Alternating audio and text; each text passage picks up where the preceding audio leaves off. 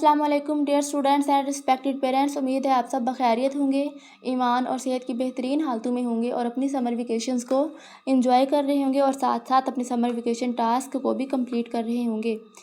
आज हम डिस्कस करेंगे 6th क्लास की उर्दू। तो स्टार्ट करते हैं। सबसे फर्स्ट पेज के ऊपर आपकी कहानी है। कोई भी कहानी की किताब पढ़ें और उस जायज़ा शीट को मुकम्मल करें। कहानी का नाम लिखें और उसका मुसन्निफ़ अगर आपको मालूम है, और 5 से 6 सत्रों के अंदर आपने कहानी मुख्तसर अल्फाज में बयान करनी है अपने अल्फाज में।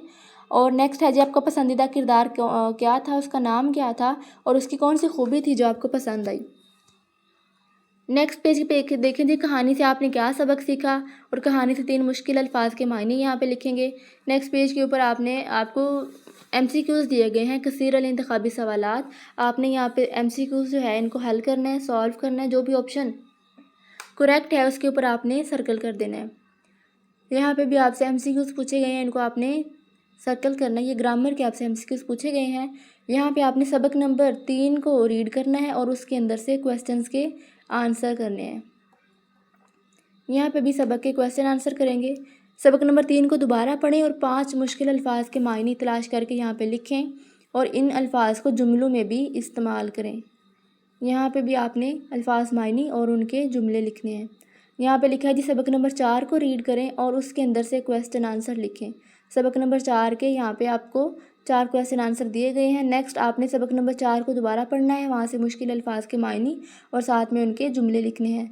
यहाँ पे है जी, नात के पहले 2 अशार की तशरीह करें, नात।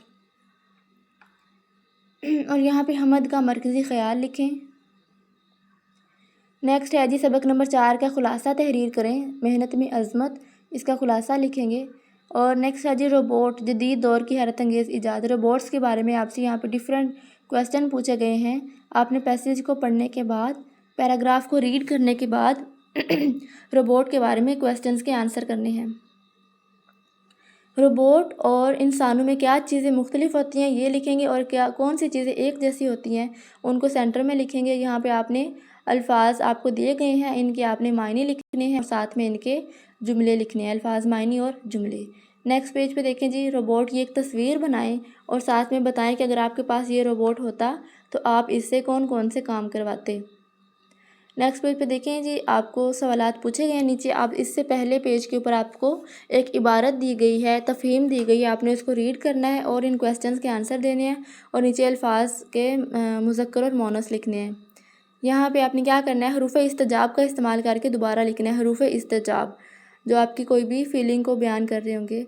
नेक्स्ट है अल्फाज जुमले, उससे आगे है जी उन्वान देखें और छुट्टियाँ, सैर व तफरी भी हैं और हमारी ज़िम्मेदारी भी, यानी आपने छुट्टियाँ भी गुजारनी है और आपने ज़िम्मेदारी के साथ अपना काम भी कंप्लीट करना है। घर वालों की मदद भी करनी है, दोस्तों से भी मिलना है, खेल कूद भी करना है। ये सारा कुछ आपने इसको यहाँ पे एक ऐसे बना के आपने यहाँ पे लिख देना है। ऐसे आप हमेशा पैराग्राफ बना के लिखते हैं। लालच बुरी बला है, इसके उन्वान पर आपने यहाँ पे कहानी लिखनी है, लालच बुरी बला। और यहाँ पे आपकी कहानी कंप्लीट हो गई। नेक्स्ट पेज पे आपने चचा जान के नाम इनाम की याद दहानी करवाने के लिए ख़त लिखना है चचा जान को कि चचा जान ने आपसे जो इनाम का वादा किया था आपकी पोजीशन आने पर, तो आपने वो पोजीशन हासिल कर ली है। अब आप चचा जान को ख़त लिखें कि वो आपको आपका इनाम दे दें।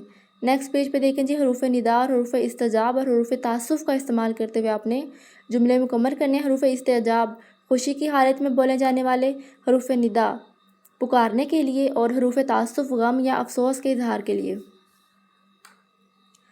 नेक्स्ट है जी, वाहद जमा, आपको ये इबारत दी गई है, यहाँ पे आपको वाहद अल्फाज दिए गए हैं, आपने इन वाहद अल्फाज की जमा बना के लिखनी है। जैसे इम्तहान के बारे में आगे आपको खाली जगह दी गई है, वहाँ पे आपने इम्तहान की जमा लिख देनी है, इम्तहानात। साहिब की जमा लिख देंगे, साहिबान। इस तरह आपने वाहद अल्फाज की जमा लिखनी है और नीचे भी वाहद जमा अल्फाज लिखने हैं। नेक्स्ट आपको पैराग्राफ दिया गया है, इसमें आपने तज़कीर व तानीस तलाश करके लिखनी है, मुज़क्कर मोनस लिखें और गैर हकीकी तज़कीर व तानीस। यहाँ पे जी मुज़क्कर चीज़ें ऊपर लिख देनी है, जैसे दरवाज़ा, अंधेरा, दिन, खर्च, इस तरह। और मुअन्नस आपने चीज़ें नीचे लिख देनी है।